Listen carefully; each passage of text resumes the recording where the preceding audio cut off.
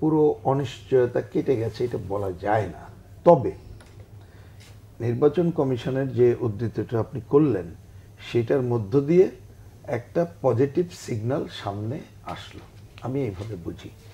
এবং এই কথাটা আমি একটু ছোট্ট ব্যাখ্যা করে যদি বলি, যেই মাত্র কয়েকদিন আগে আমরা বাংলাদেশের কমিউনিস্ট পার্টি এবং বাম গণতান্ত্রিক জোট আমরা নির্বাচন কমিশনারের ফুল টিমের সাথে আনুষ্ঠানিকভাবে বৈঠক করেছি।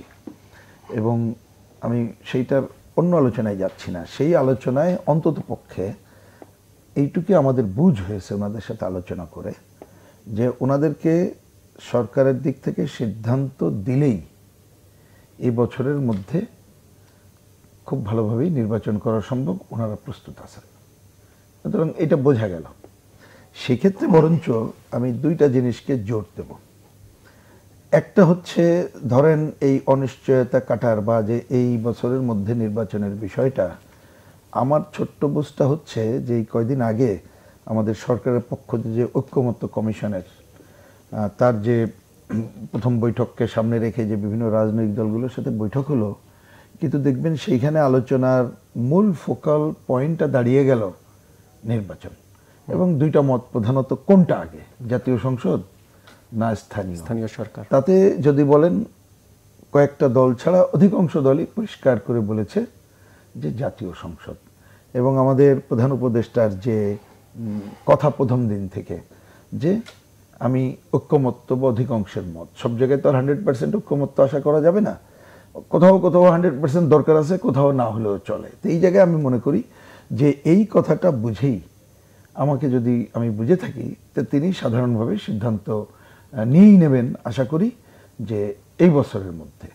এর বাইরে আরও খুব খোলা মনে বলতে চাই, কারণ আমাদের তো উপদেষ্টাও অল্প কয়েকজন, নানাভাবে তো পরিচয় এবং পত্রপত্রিকার মধ্যে দেখবেন হ্যাঁ সামান্য ডিফারেন্স আছে। যেমন তার পরের দিনে একজন উপদেষ্টা খুব আকস্মিকভাবেই আবারও বলে ফেললেন স্থানীয় সরকার নির্বাচনের কথা, কিন্তু পরের দিন দেখবেন তিনি আবার কথাটা ঘুরিয়ে ফেললেন।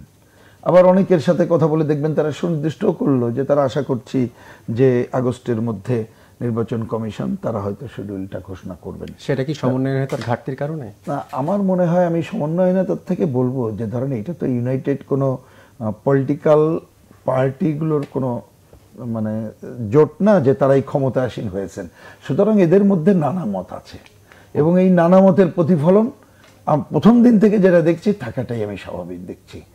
কিন্তু আমরা মূল জায়গায় ধরতে চাই প্রধান উপদেষ্টার যে বক্তব্য সেটাই। এবং তিনি আমাদের সাথে অল্প কয়েকবারে যতটুকু দেখা হয়েছে, তিনি যে কথাটার সাথে আমরাও গুরুত্ব দিতে চাই, ঐক্যমত্য, অধিকাংশের মত, এই গুরুত্বটাকেই প্রধান ধরেছেন। সেই বিবেচনায় আমি আমার কথায় এই ভরসাই রাখতে চাই। আর নির্বাচন কমিশন, আমি বললাম যে আমাদের সাথে কথা, এবং আজকেও মিডিয়ার মাধ্যমে ওনারা যেটা বলেছেন তাতে ওনারা প্রস্তুত আছেন।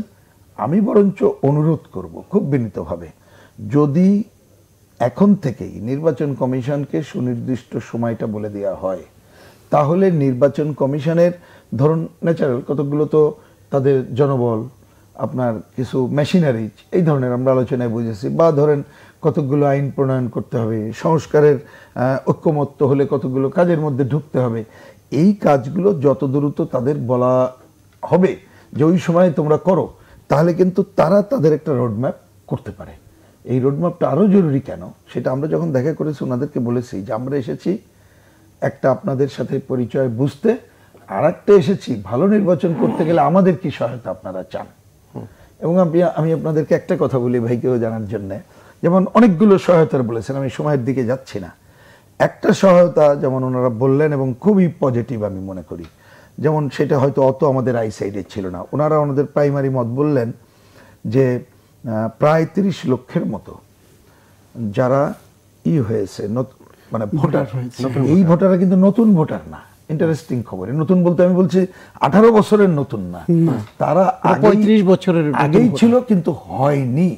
এবং ওনাদের ফার্স্ট অবজারভেশন কেন হয়নি, ওনাদের বললো যে এটা আমাদের প্রাইমারি অবজারভেশন, ভোটের প্রতি মানুষ আগ্রহ হারিয়ে ফেলেছে, তাহলে তাকে উদ্যুক্ত করতে হবে। দ্বিতীয় আরেকটা পয়েন্ট না বলে পারছি না আমি, এটা পজিটিভ, এই সুযোগে আমি কিন্তু মেসেজটাও জনগণকে দিচ্ছি। ওনারা যেটা বললেন ওনাদের প্রাইমারি অবজারভেশন নারী ভোটার আরো হওয়ার কথা, কিন্তু সংখ্যা কম। কেন? ওনাদের একটা ফাইন্ড আউট করেছেন বিশেষ করে আমাদেরকে অনুরোধ করেছেন আমরা যাতে সহায়তা করতে পারি, প্রচার করতে পারি, রাজি আছি।